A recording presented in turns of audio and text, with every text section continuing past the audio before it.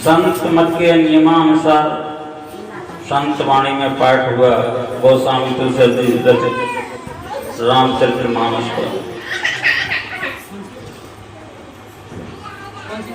मैं सभी माताएं बहनों को एवं सत्संग प्रेमी भक्तजनों को नमन करता हूँ। आप लोगों का बड़ा सौभाग्य है,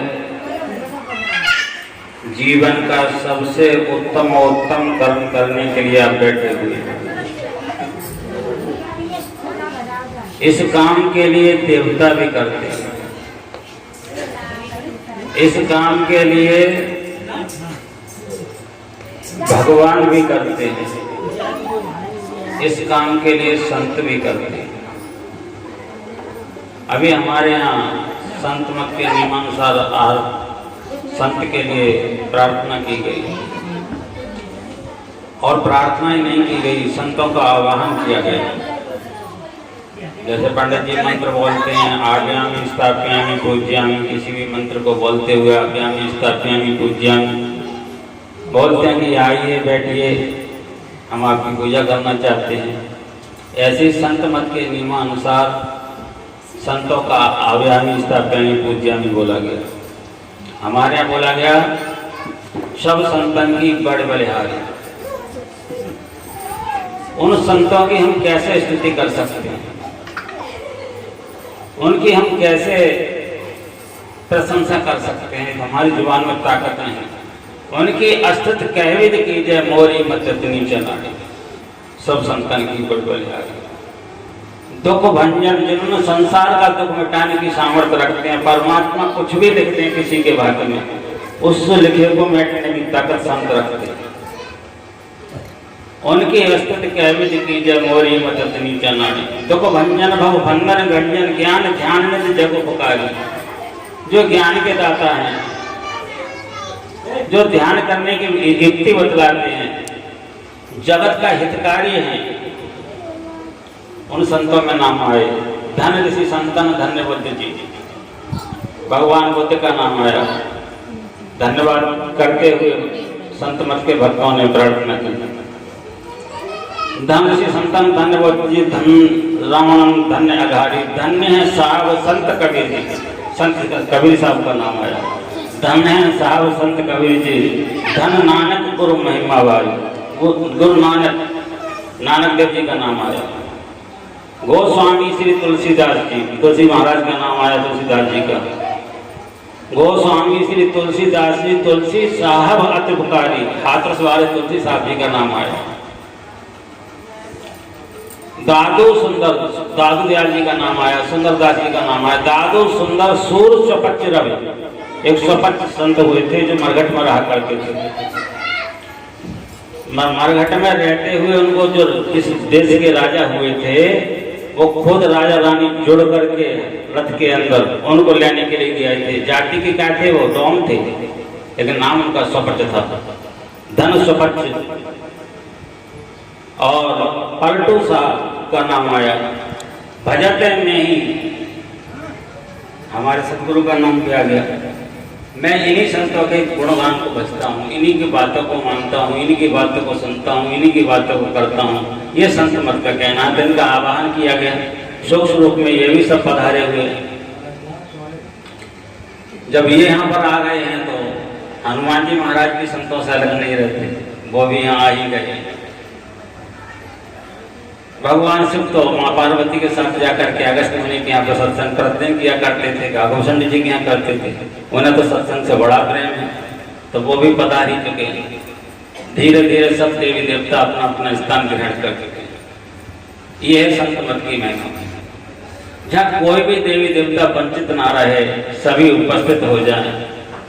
अब ऐसी जगह यदि सत्संग होता है और ऐसी जगह यदि संत मत का सत्संग सुना जाता है, तो स्वतः ही जीवन में शांति आ जाती है। शांति की वस्तु ऐसी चीज है, शांति एक वस्तु संसार में किसी भी पदार्थ को बेच करके नहीं खरीदी जा सकती। ऐसी कोई भी पूरे भारत में स्थान नहीं बना जहां जाकर के शांति मिलती है। संत मत का ये सत्संग ऐसा है जहाँ सब संत पधारते हैं। अभी आपने संतों के नाम सुने थे, जो आगे से 500 वर्ष पुराने संतों उनके नाम सुने, अभी के संतों की बात नहीं हुई। जब ऐसे संत जहाँ पधारते हैं तो शांति वहां बौछार की तरह उड़ती है।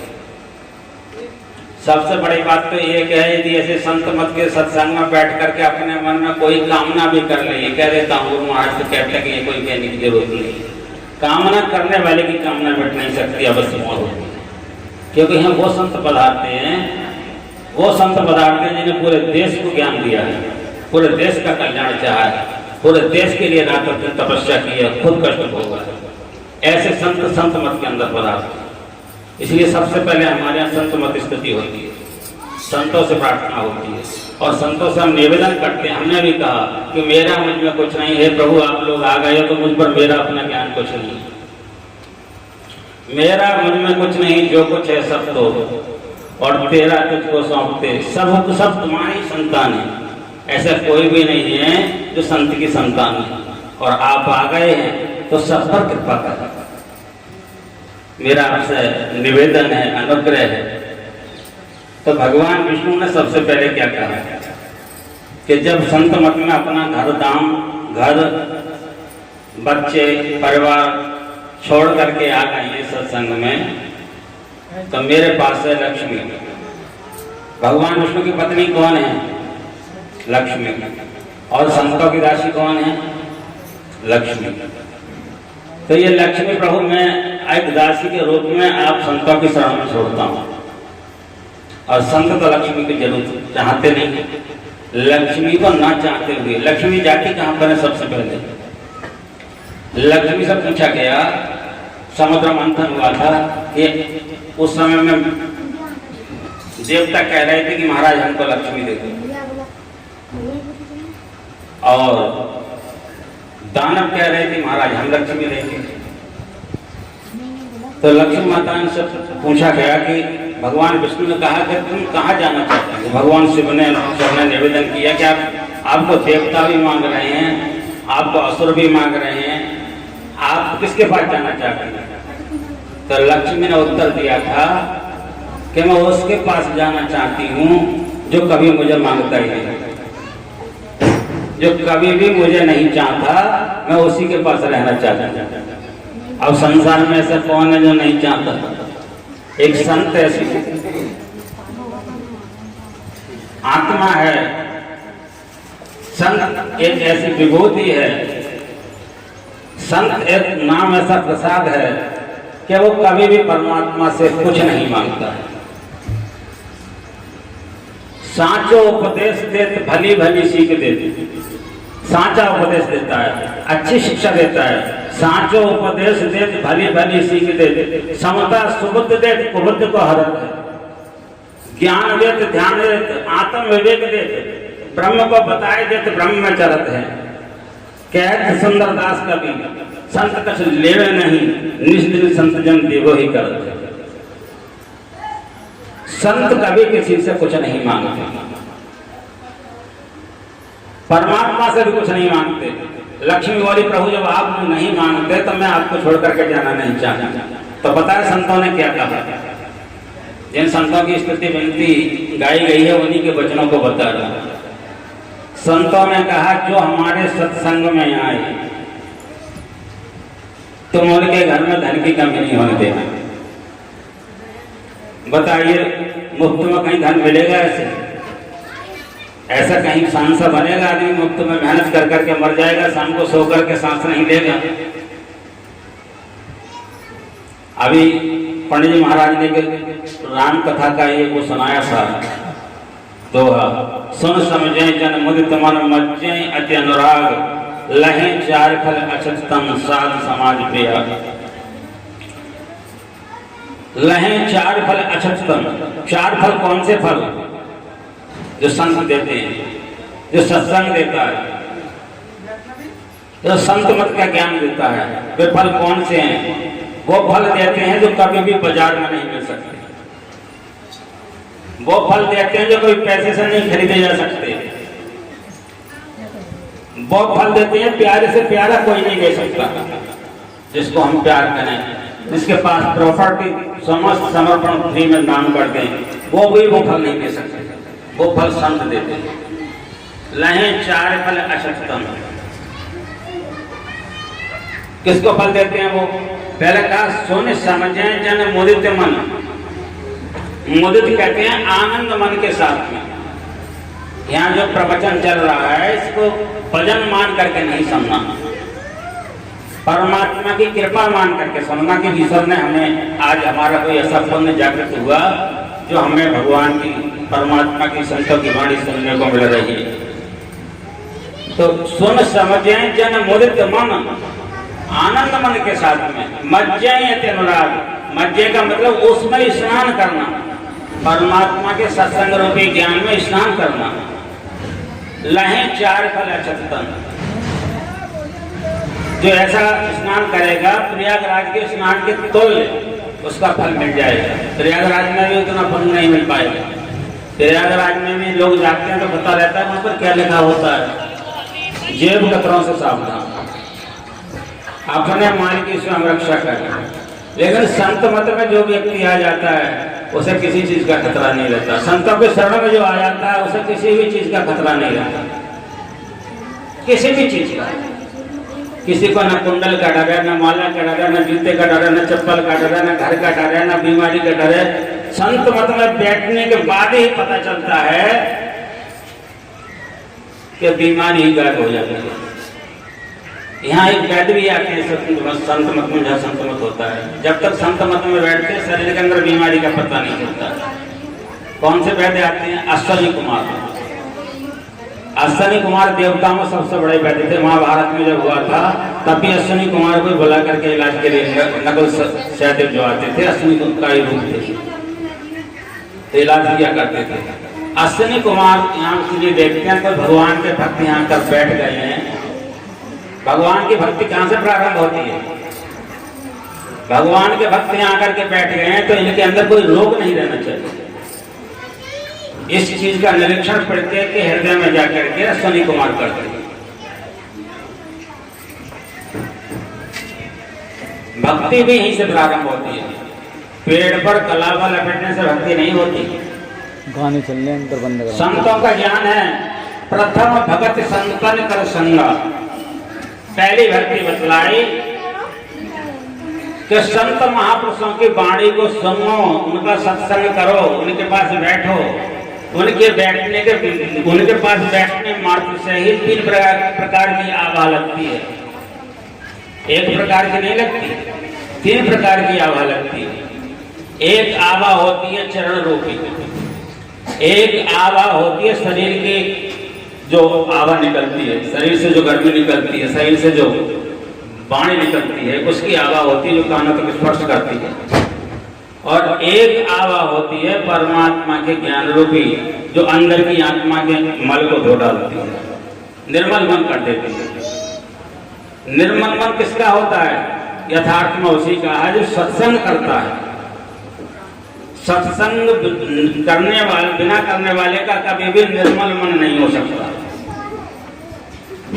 सत्संग में भी निर्मल मन जब होता है जब संसार के राग द्वेष से उसकी वृत्ति हट जाए, संसार के विषय भोग से उसकी वृत्ति हट जाए, संसार के ऊंच नीच से उसकी वृत्ति हट जाए, संसार में अपने पराये की वृत्ति हट जाए, तब उसे संसार में कौन दिखलाई देता है? केवल एक परमात्मा दिखलाई देता है। जब जिसको परमात्मा दिखलाई देने लग जाए समझ लो उसी का मन निर्मल हो जाता है। कबीर साहब ने भी लिखा है एक जगह, निर्मल मन मेरा हुआ जैसे गंगा नीर, और आगे आगे मैं चलूं पीछे पीछे हर चले, कहत कबीर कबीर। उन्होंने कहा जिसका मन निर्मल हो जाता है उसे किसी बात की चिंता नहीं रहती, उसे मरने की कोई चिंता नहीं रहती। कबीर साहब की उम्र ज्यादा हो गई थी तो लोग उनसे पूछते थे बाबा तुम कब मरोगे? कबीर साहब कहते तेरे का बाप का घर आऊं तो मरूंगा, मैं तो नहीं मरूंगा। बोले कभी तो मरना ही होगा। बोले जब हरे मरेंगे तो मैं मरूंगा। जब हर ना मरेंगे तो मैं भी ना मरूं, हर मरे हैं तो मैं मर जाऊं, बिना प्रभु के मरे मैं नहीं मरने वाला। देखिए कितना पवित्र ज्ञान था। वो अपने को शरीर नहीं मानते थे। संत कोई भी हुए, किसी भी संत ने अपने को शरीर नहीं माना। शरीर जो मानेगा वो द्वेष जरूर मानेगा, शरीर जो मानेगा वो राग जरूर मानेगा, राग रंग में जरूर फंसेगा। शरीर जो मानेगा वो अपने पराये में जरूर फंसेगा। शरीर जो मानेगा वही मतांत बनाएगा, शरीर जो मानेगा वही जात पात बनाएगा, शरीर जो मानेगा वही ऊंच नीच बनाएगा, शरीर जो मानेगा वही संसार में विरोध फैलाएगा। जहाँ शरीर की ममता समाप्त हुई वहां भगवान का साथ हो जाता है। अब ये साथ होता कैसे? घर बैठ करके हो जाता है क्या? ये साथ जब होता है जब सत्संग होता है, और सत्संग भी दो प्रकार का होता है। गोस्वामी तुलसी ने रामायण में लिख दिया, धर्म कथा बाहर सत्संग, अंतर सत्संग ध्यान अभंग। एक बाहर का सत्संग हुआ जो हम लोग अब कर रहे हैं, इसके करने से क्या फल मिलेगा? इसके सुनने से हमारा मन प्रभु की तरफ बढ़ेगा। बढ़ेगा कि नहीं बढ़ेगा? और बढ़ेगा तो कुछ भजन को भी मन चलेगा, और भजन में मन लगना शुरू हो गया तो क्या होगा? वहां मेरा तेरा रहेगा, वहां तुम होगे और तुम्हारा ईश्वर होगा। अंतर का सत्संग शुरू हो जाएगा, और जिसका अंदर का सत्संग हो गया, त्रिलोक में जिन हम देवी देवताओं की पूजा करते हैं ना, वो देवी देवता सोचेंगे कब महाराज से आदेश मिले तो हमें का कोई काम करते हैं। त्रिलोक की बात कर रहा हूँ, किसी एक जगह की नहीं बात कर रहा हूँ। कोट है विष्णु, जहाँ कोट शिव खड़े हैं, यहाँ करोड़ों विष्णु भगवान हैं। एक की बात नहीं, करोड़ों विष्णु भगवान है। कोट है शिव, जहाँ कोट है विष्णु, जहाँ कोट शिव खड़े हैं। कोट है ब्रह्मा जा कथे बाड़ी, कोट है देवी या बनी चेलियां, कोट है शेषफल, और कोट है ब्रह्मांड या कोट है आकाश, तो कोट है इंद्र या भरे पानी। संत का दरबार जहाँ होता है, करोड़ों करोड़ों विष्णु वहां सेवा के लिए उपस्थित होते हैं। करोड़ों करोड़ों ब्रह्मा वहां उपस्थित होते हैं, करोड़ों करोड़ों शिव वहां उपस्थित होते हैं, करोड़ों करोड़ों शेषनाथ वहां उपस्थित होते हैं। कोट है इंद्र जहाँ भरे पानी।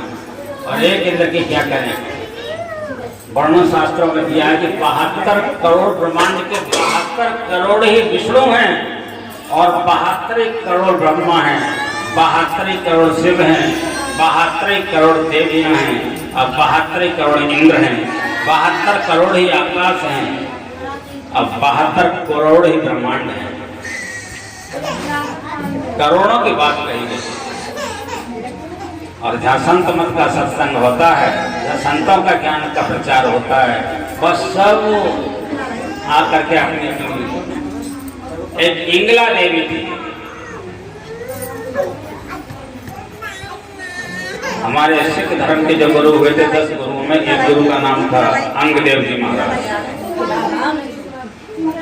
अंगदेव जी महाराज इंगला देवी का प्रति वर्ष एक लंगड़ लड़ाते थे। लंगड़ हम उसको कहते हैं भंडारा, लंगड़ लड़ाते थे। तो इंगला देवी पर जाते थे हर वर्ष बड़े धूमधाम से। जितने भी लोग आते थे सबको खली चूक से खाते रहो खाते रहो खाते रहो, कोई पैसा नहीं कुछ नहीं। उनके यहाँ अंगदेव जी महाराज की बेटी ब्याही थी, उस बेटी का नाम था भारती। अपने बेटा के बहू से कहा, बेटी अब की बार तुमको भी माता रानी के दर्शन को चलना है।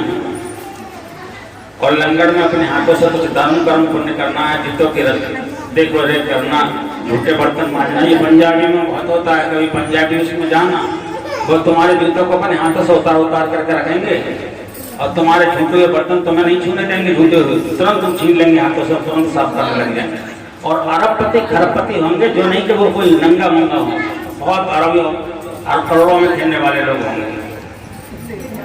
तो उन्होंने कहा तुम कुछ ना जूतों की देख रेख कर लेना, अपने पुत्र बधू से कहा। या जो भक्त लोग वहां पर आए प्रसाद पाने, उनके बर्तनों को साफ करते हैं। हमारी माताएं बहनें अपने घर में अपने परिवार के बर्तन साफ करने में डरती है। देखिए जिनके अंदर संत का ज्ञान आता है वो किस तरह झुकता है। झुकता वो है जिसमें जान होती है, और ना झुकना मुर्दे की पहचान होती है। जो वही झुकता है जिसमें जान होती है। जब उन्होंने इस प्रकार से कहा, बोले पिताजी ऐसे इंगिला देवी तो मेरे पिताजी के चरणों में सेवा करने के लिए दरवाजे पे खड़ी रहती है। बोले क्या भक्ति है तुम? अरे वो हमारे समधी हैं, तो इतनी महान शक्ति उनके चरणों में कैसे सेवा करने को खड़ी होगी? बोले पिताजी तो अब की बात तुम माँ इंगिला देवी के दर्शन को चलो तो मुझे साथ लेके चलना, लेकिन एक दिन मेरे पिताजी की कुटिया पर रुक करके चलना, मेरे पिताजी के आश्रम में रुक कर चलना, मेरे पिताजी के घर पर रुक कर चलना।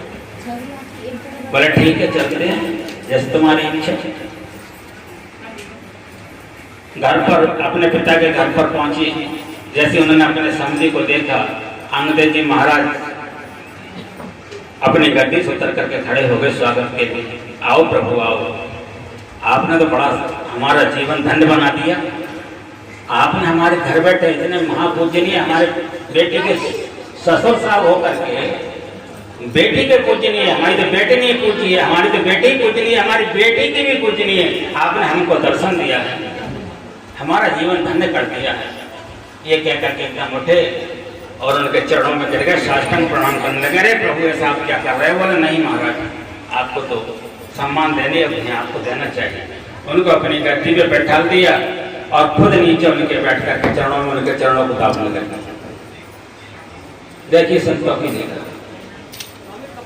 उनके चरणों को दामने लगे। रात को जब बोले प्रभु आपका आसन यहीं पे बिछाने का, ओढ़ने का, लेटने का इंतजाम किया जाए कि आप कहीं दूसरे कमरे में सोना चाहेंगे? बोले हमको तो ऐसे को सुलाओ हम अच्छा नहीं लगे। बोले ठीक है आप अंदर कमरे में सो जाओ, वहाँ सब व्यवस्था अच्छी है। सुला दिया। जब ब्रह्म मुहूर्त हुआ 3 बजे का समय, तो एक बहुत सुंदर नाग जिसके शरीर से चारों तरफ किरणें निकल रही, वो आकर के झाड़ू लगाने लगी। जब झाड़ू लगाने लगी तो उनकी आंख खुल गई। बोले आप कौन? मैंने तो कभी इस आश्रम में आपको नहीं देखा, इस कुटिया में। आप कौन हैं? बोले तू मुझको पूछ करके क्या करेगा? नहीं नहीं बता तो दो आप हैं कौन? बोले तू इंगिला देवी का वो करने जा रहा है ना, लंगर लड़ाने, भंडारा करने। कहाँ? मैं वही देवी। बोले माँ आप कभी आपने दर्शन नहीं दिया, आप दर्शन दे रहे हैं? बोले हाँ, मेरा नंबर ही नहीं आने देती, ना ब्रह्माणी आने देती, ना माँ पार्वती आने देती, माँ लक्ष्मी नहीं आने देती। आज जैसे तैसे बहुत साहब से मैंने प्रार्थना की, तब साहब ने कहा ठीक है आज की सेवा तुम्हारे नाम। तब ये मैं सेवा करने के लिए तत्पर हुई। ये कहकर के सफाई करके बोला, अंतर ध्यान हो गए। जब सुबह को उठे हमने, महाराज आपसे जो अब तक मैंने अपराध कराया वो अपराध की क्षमा चाहता हूँ और मैं आपका सेवक बन करके जीना चाहता हूँ, अपने चरणों का दास मुझको बना दीजिए। निवेदन करने लगे। बहुत निवेदन करने पर तब उन्होंने हाँ किया। वही अर्जुन देव महाराज भी संत मत अर्जुन देव महाराज 40 किलोमीटर दूर से अपने गुरु को पानी भर कर लाते थे नहाने के लिए, सिर पर रखकर। इतनी दूर से पानी लाना पड़ता था। देखिए सुबह जाते थे, शाम को आते थे। कितने बड़े तेजस्वी बने, कितनी बड़ी सेवा की। ये है गुरु सेवा का फल। हम लोग तो थोड़े गुरु के चरणों में झुक जाते हैं तो सोचते हैं बहुत बड़ा, पता नहीं क्या काम कर लिया है। 10-20 हजार रुपए दे देते, पता नहीं क्या काम कर लिया है। सब कुछ समर्पण कर गुरु की सेवा करनी चाहिए। सब कुछ समर्पण जब तक गुरु के नहीं होगा कुछ भी हाथ नहीं है। सत्संग नित्य और ध्यान नित्य रहिए, कर्म संलग्न हो, व्यभिचार चोरी नशा हिंसा झूठ तजना चाहिए। प्रतिदिन सत्संग का संतों ने वर्णन किया।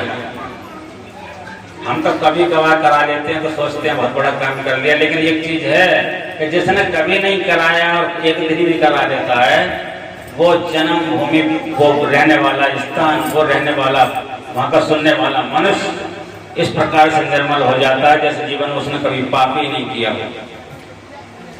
सब पाप भूल जाता है। और कोई भी पाप और कोई भी इमराज से भले ही मौत उसकी आ गई हो, उस सत्संग के दरवाजे के अंदर नहीं प्रवेश कर सकता।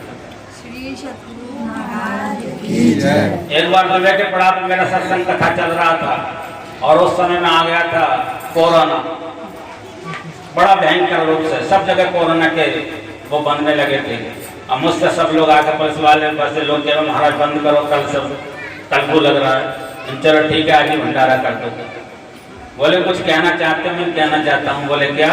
मैंने जितने लोग इस सत्संग में बैठे हैं, इस कथा में बैठे हैं, अगर किसी को कोरोना छू करके चले जाए तो मैं अलीगढ़ में रहता हूँ, मेरे नाक कान काट लिया।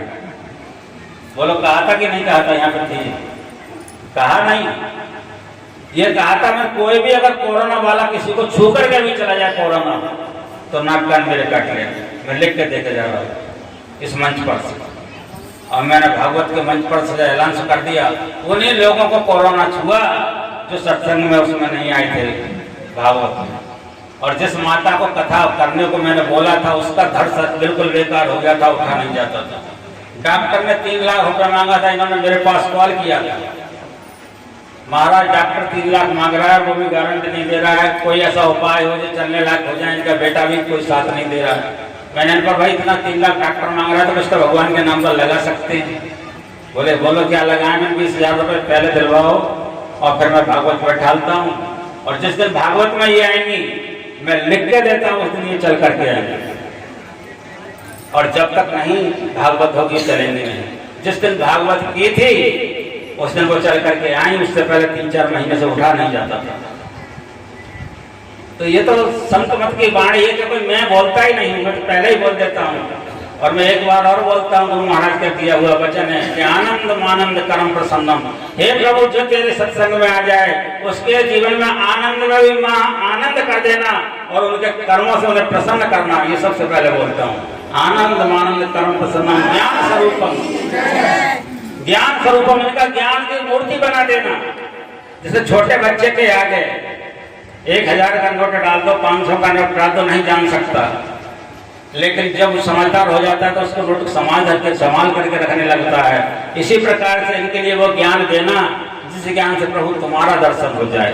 ज्ञान स्वरूपम निज बोध रूपम, इनकी बुद्धि में वो ज्ञान भर देना कि इस मनुष्य योनि में इन्हें इसी योनि में दर्शन हो जाए, फिर 84 लाख में भटकना नहीं पड़े। ये पहले प्रार्थना करता हूँ, मैं सार्वजनिक प्रार्थना करता हूँ, अपने लिए नहीं करता हूँ। सर्वे भवन्तु सुखिना, जैसे ब्राह्मण लोग बोलते हैं सर्वे भवन्तु सुखिना, सर्वे सन्तु निरामया, सर्वे भद्राणि पश्यन्ति, मां कश्चित् दुःख भाग् भवेत्। इस प्रकार से मैं संकल्प करता हूँ, और ऐसे ही नहीं करता। हमारे गुरु महाराज का वचन है, प्रवचन करने का वही अधिकारी होता है जो कम से कम 3 घंटे भजन करता है, ध्यान करता है। अन्य के प्रवचन से सुनने से कभी भी पाप नष्ट नहीं होता, और ऐसे की वाणी सुनने पर जैसे अंदर में वो वाणी प्रवेश करती है, जैसा कि साबुन लगाने से कपड़ा साफ होता है, उसी प्रकार से चित्त पर लगा हुआ जन्म अर्जित जन्मों का पाप धुलने लगता है। जो आदमी 3 घंटे भजन नहीं करेगा उसकी वाणी सुन करके कोई लाभ नहीं होने वाला। पाप उसी के द्वारा मिट सकता है जो पाप मिटाने योग्य हो। पूजा उसी की होनी चाहिए जो पूजनीय योग्य हो। दान भी उसी को देना चाहिए दान लेने योग्य हो, जो दान लेकर के अपनी आत्मा का इतना तप करे तो उस अन्न को खाकर कई 1000 गुना बढ़ा करके उसको वापस कर दे। आजकल दान भी लेते हैं, ब्राह्मण लोग बन करके दान भी लेते हैं, और गुटखा भी मारते हैं, और बीड़ी भी मारते हैं, और सिगरेट भी मारते हैं, और झूठ भी बोलते हैं। और दान दान नहीं माना जाता।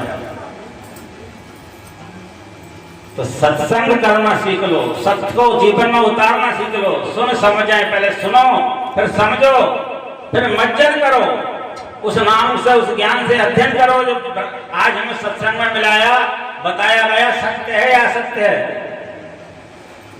अगर सत्य है तो अमल करो और अमल करके उसका फायदा उठाओ।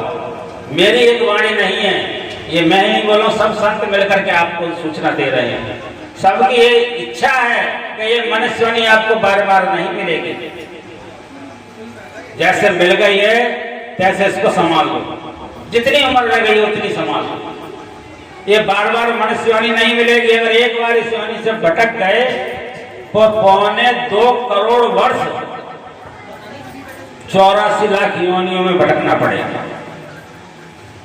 2.25 करोड़ वर्ष। सबसे छोटा नरक बतलाया गया है 50,000 वर्ष का। बहुत कम झूठ बोला हो, बहुत कम पाप किया हो, उसको 50,000 वर्ष नरक मिलता है। अब 50,000 वर्ष नरक मिल गया और 50,000 नरक ऐसे मान लो, एक बार तुमको छिपकली बना दिया नरक के रोग में, नरक रोग में तुमको छिपकली बना दिया जाए तो आप जीवन में कितने मच्छर खा सकते हैं? गिनती लगा सकते हैं? नहीं लगा सकते। अब फिर मच्छर वो तुमको खाएंगे, वो भी छिपकली बनेंगे, वो भी तुमसे अपना ये बच लेंगे, तो फिर 50,000 करोड़ कितना कहाँ रहा? पता नहीं कब तक हमें भटकना पड़ेगा, कितने पापों को भोगना पड़ेगा, कितने कष्टों को भोगना पड़ेगा, और कभी भी तुम्हें पढ़ने करने का मौका नहीं मिलेगा। पहली बात, कभी भी सत्संग में बैठने का मौका नहीं मिलेगा। दूसरी बात, कभी भी संत महापुरुषों की पहचान नहीं मिलेगी। तीसरी बात, अगर कुत्ता भी बन गए तो कहाँ बैठोगे? बीच रास्ते में। क्या कभी कोई महापुरुष आए तो उसकी आवा हम पर लग जाए तो इस नरक से हम छूट जाए। कभी भी कुत्ते को देखना तो कहाँ बैठता है? बीच रास्ते में। आवा चाहता है वो महापुरुष की। दुष्ट का नाम भौंकेगा, लेकिन सज्जन पुरुष जाएगा तो कुत्ता भौंकेगा। क्यों भौंकेगा? इसीलिए भौंकेगा, भैया मुझको भी बचा रहे इस वाणी से। लेकिन सज्जन पुरुष कहता है तुम अपना पाप होगा। मैं भी यहाँ से जा रहा था, मुझको भी कुत्ता भौंक रहा था। मैंने कहा मम्मी से मैं आओ, मेरे को निकाल करके आओ भैया भाग लगे। मुझे कुत्ते का छूना बड़ा डर लगता है, क्या मुझे तो कभी नहाता भी नहीं है। ऐसा बतलाया गया है जो भगवान का भजन करने वाला होगा वही भजन कर पाएगा, जो अपने आप को पवित्र कर पाएगा, अपने आप को साफ स्वच्छ रख पाएगा। अगर तुम शरीर से भी पवित्र होगे, कर्म से भी पवित्र होगे, और मन से भी पवित्र होगे, बुद्धि से भी पवित्र होगे, तब कहीं तुम्हारा भगवान के भजन में मन लगेगा। पहले के संत महात्मा को बतलाया गया है कोई अगर ऐसा निकृष्ट कर्म करने वाला प्राणी निकल जाता था तो नहाते थे, उनकी छाया भी पड़ जाती थी, स्नान करते थे। क्यों? भजन में मन लगना मामूली बात नहीं है। भजन में मन लगाने के लिए इतना ही काम नहीं है, और भी शेष है।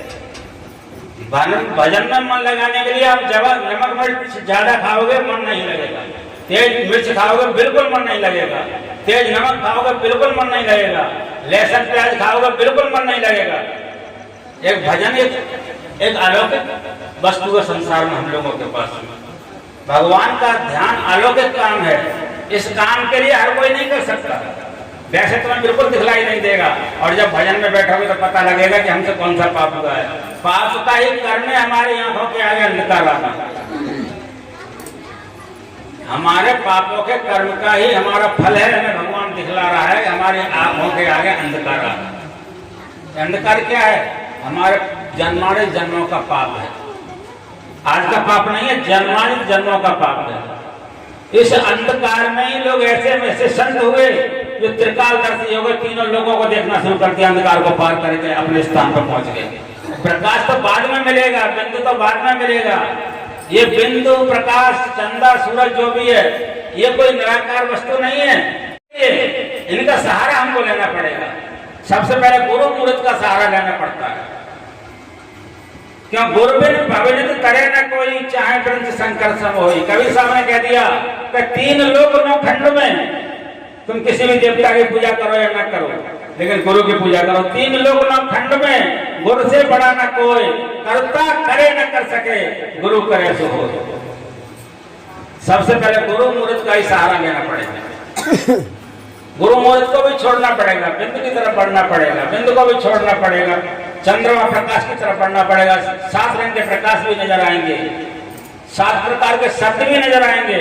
उनमें से एक शब्द ऐसा होगा, एक प्रकाश होगा, उसमें आवाज आ रही होगी। गोस्वामी तुलसीदास ने, तुलसी साहब ने लिख दिया अपनी वाणी में, कहा है, सुन ए तकी न जाइयो जिन्हार देखना, अपने में आप जलवाई दिलदार देखना। दोनों वृत्तियों को जोड़कर जिन्हार देखना।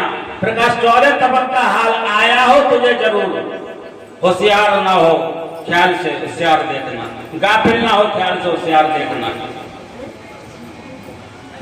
फिर कहा, मिलना तो यार का नहीं मुश्किल मगर तकी। यार का आत्मा का दोस्त कौन है? मैं और मेरा दोस्त एक ही मकान में रहते हैं। अफसोस ऐसी बात का है कि दोनों में मुलाकात नहीं होती। एक ही कमरे में रहते हैं, एक ही मकान में रहते हैं, अलग नहीं रहते। दोस्त किसको कहा? परमात्मा को। मैं और मेरा दोस्त एक ही मकान में रहते हैं। अफसोस इस बात का है कि मुलाकात नहीं होती। क्यों नहीं होती मुलाकात? तो इसके लिए उन्होंने कहा, तुलसी साहब ने, मिलना तो यार का मुश्किल नहीं मगर तकी, दुश्वार तो ये है कि दुश्वार देखना। हमें आवश्यकता है ऐसे गुरु की जो उसको दिखला दे सामने। दुश्वार तो ऐसे गुरु की, जैसा गुरु पाना दुश्वार है। पर उपदेश बेलायाम, दूसरों को उपदेश देने के बाद, लोगों के बाद बहुत ज्ञान होता है। विश्रांति सुष्ठते स्वकार्य निस्वकार्य। तब जब आदमी कब विश्राम करता है? जब विश्रामता है, जब उसके ऊपर आकर के भजन पड़ता है, तब उसे पता लगता है। उपदेश देने के लिए तो बहुत आदमी के पास में ज्ञान पड़ा हुआ है। तो कहते हैं वो, दुश्वार तो ये दुश्वार देखना, मिलना तो यार का मुश्किल नहीं तकी, दुश्वार तो ये कि दुश्वार देखना। सुन लामका पे पहुंच के तेरी पुकार है। वो परमात्मा जैसे तुम अपने बच्चे को लाड़ करके पुकारते हो, ऐसी समस्त सृष्टि का बनाने वाला तुम्हारी आत्मा को, तुम्हारी आत्मा का अंशी, तुम उसके अंश हो, तुम्हारी आत्मा का अंशी। पुत्र कौन होता है? पिता का अंश होता है। अंशी कौन होता है? पिता होता है। गंगा जमुना सरस्वती सिंध कावेरी अस्मिन जले सानिध्यम कुरु। जितने भी गंगाएं हैं ये क्या हैं? इनका अंशी कौन है? समुद्र। जितनी भी गंगाएं कहाँ मिल रही है जाकर के? गंगा सागर में, समुद्र में। तो सबका अंशी कौन है? समुद्र। इसलिए जितनी संसार में आत्माएं हैं उनका अंशी कौन है? परमात्मा।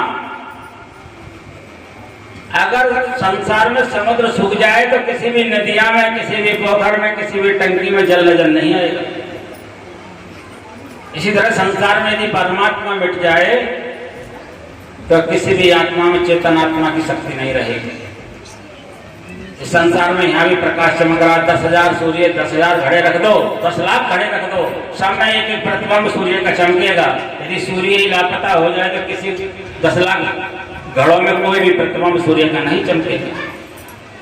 इसलिए एक ही सूर्य संपूर्ण ब्रह्मांड में व्यापक है। जिस तरह से एक ही परमात्मा संपूर्ण ब्रह्मांड में व्यापक है, जिस तरह से उसी प्रकार से उस परमात्मा को पाने वाला भी हमें सदगुरु सच्चा मिल जाएगा।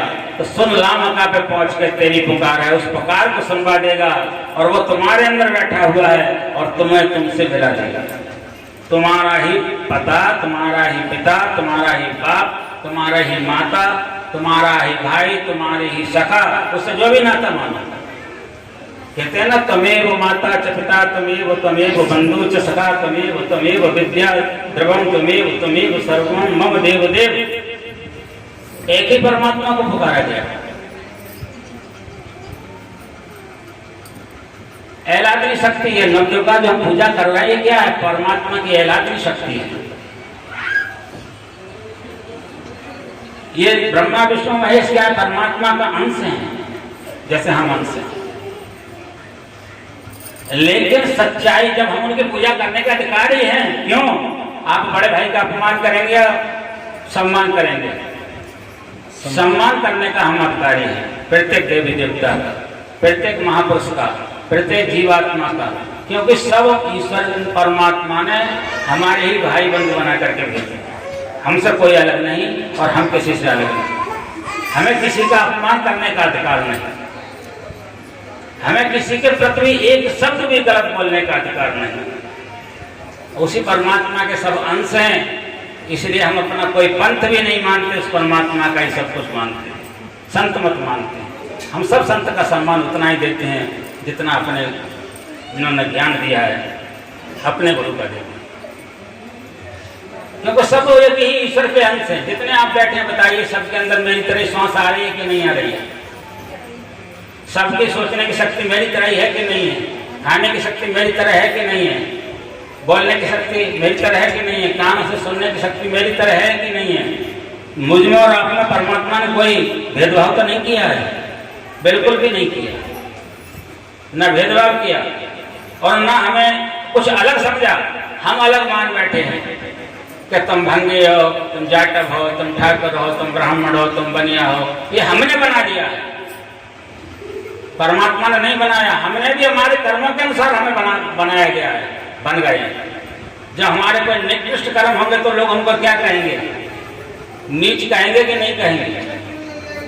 इसी प्रकार से हमारे कर्मों की और जात पात का विवरण दिया गया है, लेकिन संत मत में ऐसा नहीं होता है। संत मत में जो आ जाता है उस उच्च कोटि का ज्ञान मिलता है, जिस ज्ञान से मिलने की सामर्थ्य उसकी आत्मा में स्वतः आ जाती है कि हम परमात्मा से कैसे मिल सकते हैं। करोड़ों वर्ष घूमने की जरूरत नहीं, संसार में भ्रमित होने की जरूरत नहीं। सब में एक ही ईश्वर है और सब में एक ही रास्ता दिया है। बताओ सब मेरे को, मुंह का काम कान कर सकता है? नहीं कर सकता। आंख का काम नाक कर सकती है? नहीं कर सकती। नाक का काम कोई कान कर सकता है? आंख कर सकती है? मुंह कर सकता है? नहीं कर सकता।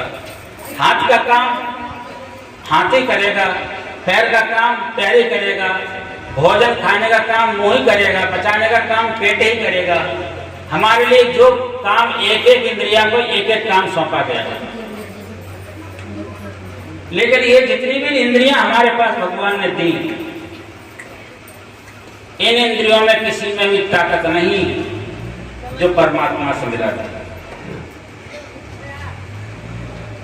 आंख में ताकत नहीं, संसार की वस्तुओं को आंख देख सकती है लेकिन परमात्मा को नहीं देख सकती। आवाज तुम्हारे अंदर आ रही है, मैंने कहा था सुनला मक्का पे पहुंच कर तेरी आवाज है, तेरी पुकार है। आवाज तुम्हारे अंदर आ रही है, लेकिन इस कान में सामर्थ्य नहीं कि उस आवाज को सुन ले जो परमात्मा बुला रहे हैं। इस मुंह में सामर्थ्य नहीं जो उस रूप को बता दे जो परमात्मा का स्वरूप है। गुणगान ये मुंह जरूर कर सकता है, वेद शास्त्र की संत की वाणी को सुन करके जरूर बोल सकता है, लेकिन यथार्थ में जो चिदानंद में परमात्मा का जो स्वरूप है किस तरह से वो प्रकट होता है, वो इस जुबान में ताकत नहीं, इस हाथ में ताकत नहीं उस परमात्मा को पकड़ ले, इस पैर में ताकत नहीं जीवन भर चलता रहे तो उसके धाम में पहुंच जाए। पहुंचेगा तो वही जो बैठा होगा वही रास्ता काटेगा।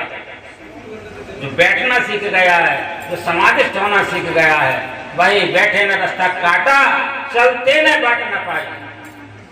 कबीर साहब की वाणी में, बैठे न रास्ता काटा, चलते न बाट न पाए। चलते चलते हार जाओगे, लेकिन भगवान को नहीं पा पाओगे, फिर किसी योनि में पाओगे। इसलिए मैं तो कहता हूं जितना आप गाने में रुचि रखते हैं। अभी एक माता कह रही थी हमने स्तुति गाई हुई तो सरस्वती माता की वो गाई है और तो कुछ गाया ही नहीं है। तो एक गाने को बोला था, दूसरा फिर पीछे से शुरू हो गया, तीसरा फिर शुरू होने वाला था। मैंने भैया शांत कर दो। कहने का तात्पर्य कितना ही गा लो, गा करके तुम्हारी आत्मा को भी शांति नहीं मिलेगी।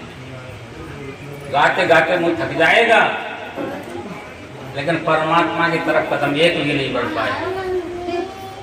और ज्ञान यदि हो गया तो ज्ञान के अंदर वेद ने कहा ज्ञानागिन दग्ध कर्मणा, जैसे ज्ञान का प्रकट होता है, संसार में किए हुए कर्म सब भस्मीभूत हो जाते हैं और परमात्मा से मिलने का रास्ता साफ हो जाता है। श्री सद्गुरु महाराज की जय। जब तक हम उस ज्ञान की प्राप्त करने के लिए संत महापुरुषों के चरणों में नहीं बैठेंगे, अब एक दिन के संत मठ के सत्संग में आपको परमात्मा से तो मिलाया नहीं जा सकता, लेकिन आह्वान आप लोगों को किया जा रहा है कि आप परमात्मा की तरफ बढ़ना शुरू कर दो। जहाँ से बैठे हो वहीं से शुरू कर दो। आप कहाँ से उठोगे? जहाँ पर बैठे हो वहीं से तो उठोगे। और परमात्मा से मिलने के लिए कहाँ से बैठे हो? आप बताओ, आप लोग कहाँ बैठे हो अपने शरीर में? कोई हाथ उठा करके बताएगा? कोई भी हाथ उठा करके बता सकते हैं कि हम शरीर में यहाँ पर बैठे हुए हैं। अगर चींटी पेड़ पर चढ़ रही है तो यहाँ पता चल रहा है कि चींटी चढ़ रही है, लेकिन कहाँ पर बैठे हो, कहाँ से पता चल रहा है? अभी तक पता नहीं है। अब तो चलोगे कहाँ से और मिलोगे कैसे? पहले तो हमें अपने को देखना है कि हम शरीर में बैठे कहाँ पर हैं।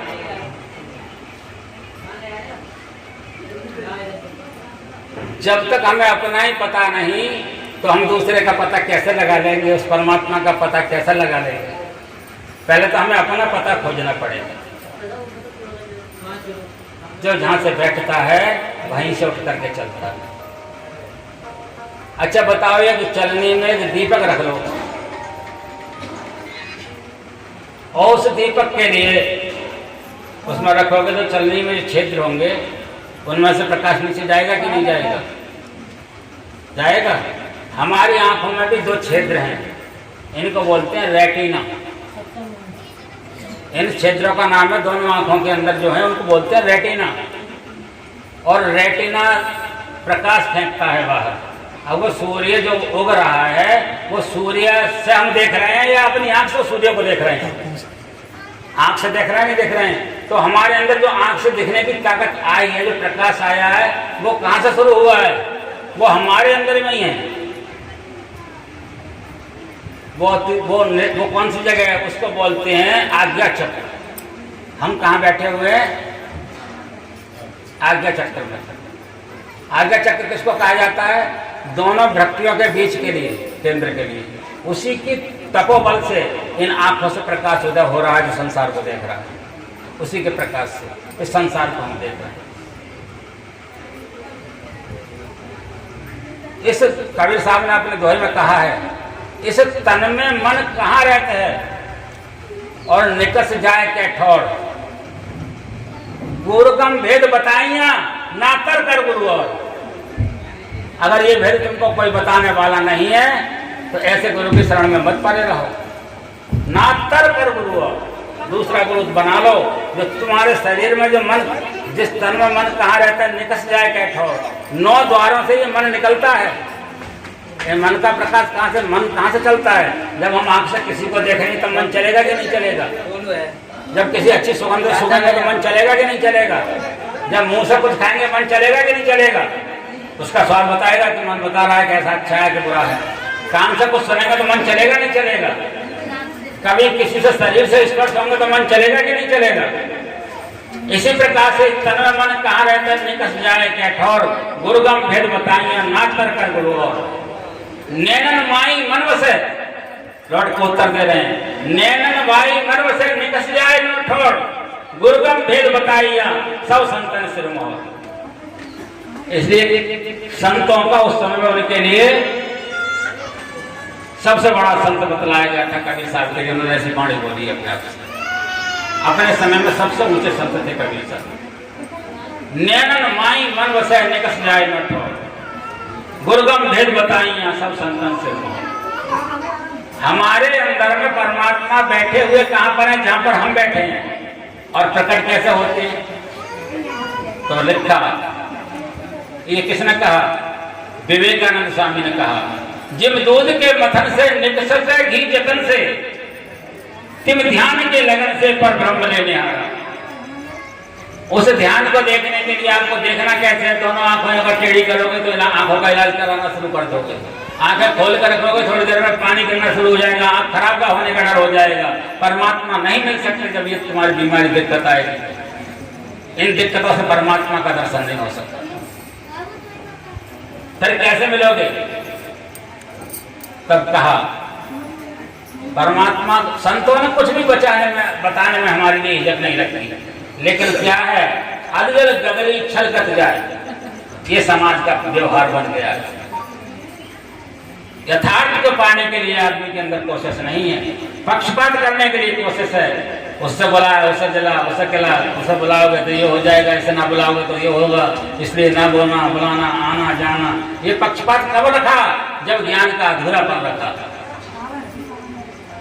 ज्ञान में कहाँ पक्षपात होता है? मैंने कहा था वेद का मंत्र है ज्ञानाग्नि दग्ध कर्मणा, सब कर्म जाकर के भस्मीभूत हो जाएं, ऐसे ज्ञान हमको जो प्राप्त होना हो जाए, जहाँ हमें बिना जलाए हमारे पाप जल जाएं, जहाँ बिना मिटाए हमारे दुख मिट जाएं, जहाँ बिना बुलाए सुख उत्पन्न होने लग जाए, आनंद होने लग जाए। आनंद का दूसरा परिभाषा कुछ नहीं है, आनंद ही है। जब ऐसा ज्ञान संतों का मुखारविंद से उपजे, तब समझ लो जीवन में हमने कुछ पाना शुरू किया, तब समझो कि हम भगवान की तरफ, परमात्मा की तरफ, आत्मा की तरफ बढ़ सकते हैं। और जब तक ये ज्ञान नहीं मिलेगा, संसार में कभी कल्याण नहीं होगा। इसलिए जिन हर कथा सुनी नहीं काना, अभी संतवाणी में वचन हुआ था, श्रवण व रंध्र समाना, बेस कान सांप के दिल के समान है, जो सच्चे ज्ञान को सुनने के लिए जिनकी तरफ आयत नहीं है, जो नहीं तरफते हैं। एक राक्षस हुआ था वृत्तासुर नाम का, संपूर्ण ब्रह्मांड पर अपना राज्य कर लिया था, संपूर्ण ब्रह्मांड पर। इंद्र तो दुबक करके कमल के फूल की नाल में रहता था, ऐसा शास्त्र में बतलाया गया। उसको कोई मारने की ताकत नहीं थी, तो लोगों ने कहा कि आप किसी ऐसे तेजस्वी ब्राह्मण की, संत की हड्डियों का वज्र बनाएं तो इंद्र को परास्त कर सकते।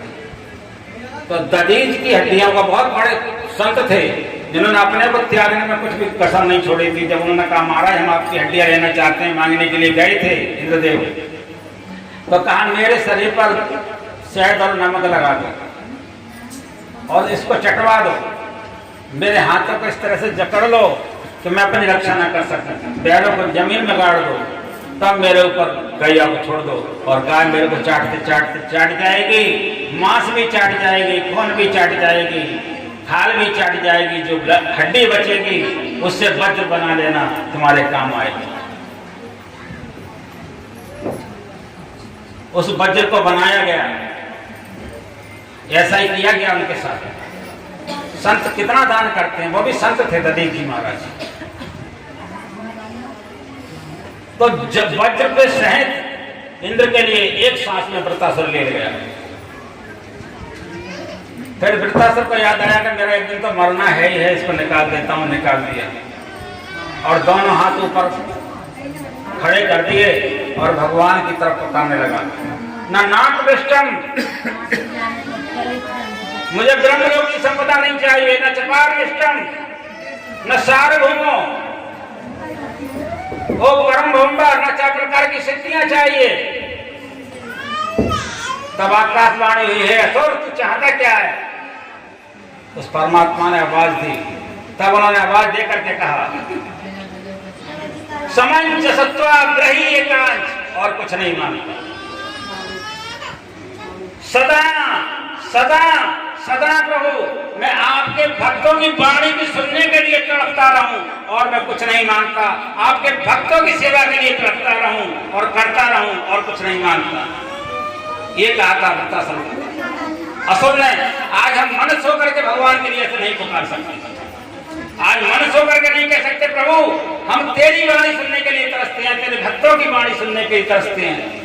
आज के जमाने तो अपनी प्रशंसा सुनने के लिए तरसते हैं, दूसरे की बुराई सुनने के लिए तरसते हैं, दूसरों को गाली देने के लिए तरसते हैं, कब मौका मिले तब चारे से सुनाएं और सत्संग भी करते हैं, उसको सत्संग कहते हैं। ये सत्संग नहीं है, सत्य तो वही है जब परमात्मा के मिलने के लिए तरसा जाए, परमात्मा के भक्तों की वाणी सुनने के लिए तरसा जाए और जीवन में ये संकल्प हो जाए कि ये जिंदगी जब ही स्वार्थपूर्ण होगा प्रभु, जब तेरा और मेरा मिलन होगा, समंजस सत्याग्रही एकांत, तब संसार में हम कुछ प्राप्त कर पाए। आज का सत्संग मैं यहीं पर विराम करता हूँ, सुनाने को तो बहुत इच्छा थी लेकिन भक्तों को देखकर थोड़ा सुना दिया है। मेरी वाणी में कोई त्रुटि हो तो क्षमा चाहता हूँ आप लोगों से। प्रेम से बोलो श्री सद्गुरु महाराज की जय। एक दो भजन